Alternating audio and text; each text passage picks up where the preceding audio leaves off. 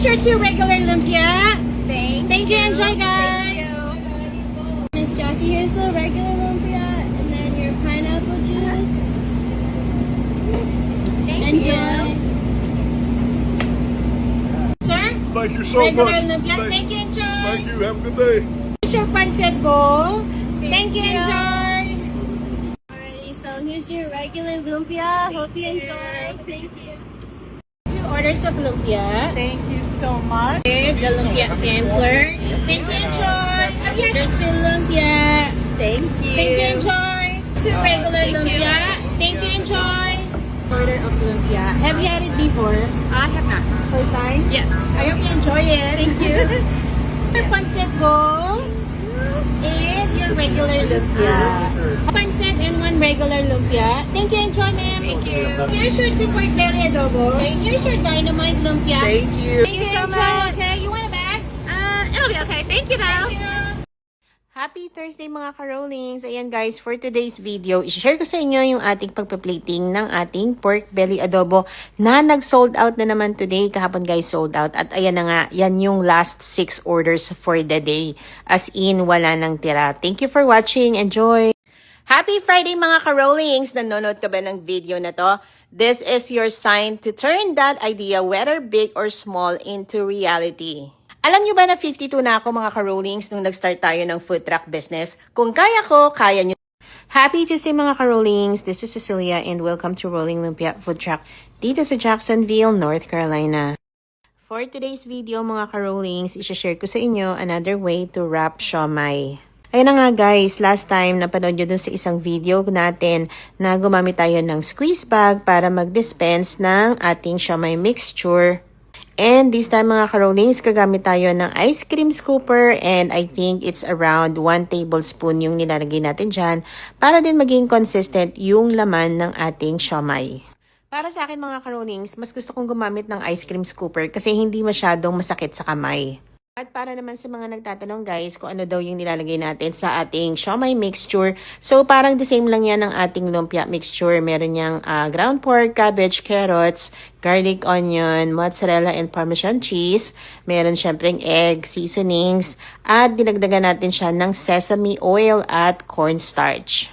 And I'm sure mga ka-rollings, mas masarap sana ito kung lalagyan natin siya ng ground shrimp. Kaya lang guys, nag-iingat tayo dahil may mga customers tayo na may seafood allergy. So, it's better to be safe. Masarap pa rin naman siya kahit walang ground shrimp.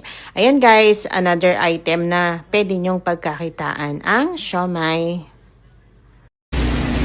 Okay mga ka-rollings, Q&A muna tayo. So, ito yung ating deep fryer. We set our deep fryer at 375 degrees and we fry our lumpia 6 to 8 minutes. So ayan guys, check na natin yung ating lumpia.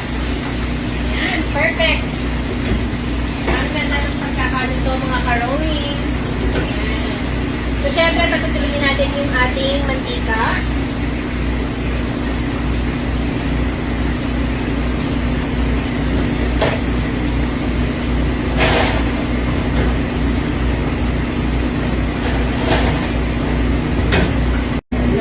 Ayan guys, here is the 100 pieces of lumpia.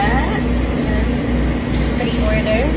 So ayan mga ka-rollings, we are prepping. Meron tayong 100 pieces na pre-order ng lumpia. So ayan guys, pinaprep na natin. Yung pick up na guys, 11 o'clock. Ayan guys, ready na yung ating 1 full pan na pancit na pre-order. So ayan.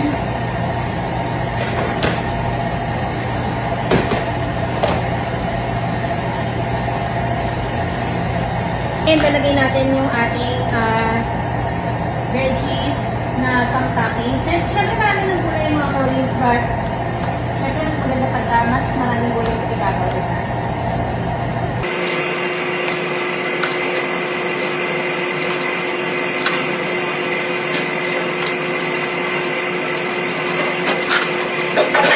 So, ayan na mga ka-rollings, ang ating full pan ng pancit. Ayan guys.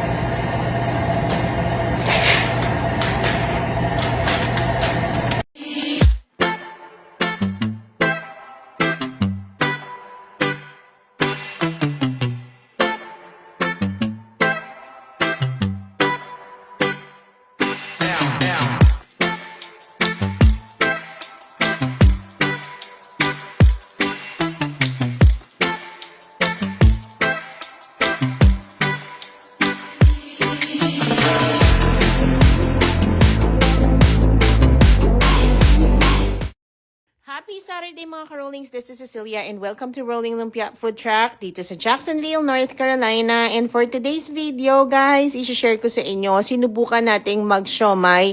And ayan guys, nag-sold out siya kanina. Siguro mga ka-rollings, mapapadalas na ang ating pagbebenta ng siomai. Kasi guys, dati pang special lang natin to. Subukan nyo na rin mag-siomai mga ka-rollings para sabay-sabay tayong yumaman sa siomai. Hey mga ka-rollings! Happy Saturday! Ayan guys, today's special is ang ating siomai. So, ayan guys.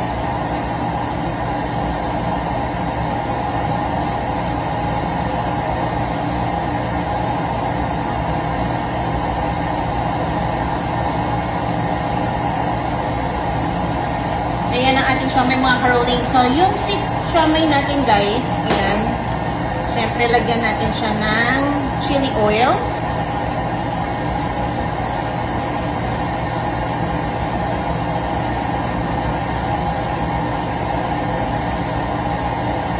And, meron tayong kasamang sauce mga ka-rollings. Ayan. So, pwede tayo ng meal and pwede rin tayo ng 6 pieces ng siomai ng mga ka-rollings. So, ayan guys, ating ulam for today. Ayan, higyan natin ng sabaw mga ka-rollings. Gusto mo sabaw ni? Ha? Sarap ng sabaw niya, tsaka ng gulay. Sarap ng gulay, tsaka sabaw mga ka-rollings. Ayan.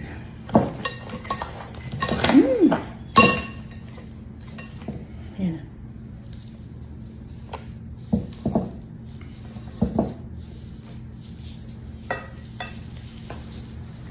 Tingnan natin. Ayan mga ka-rollings. Ang laki.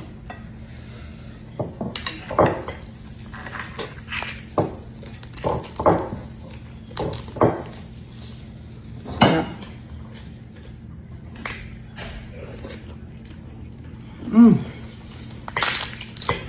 Ang sarap ng gata mga ka-rollings.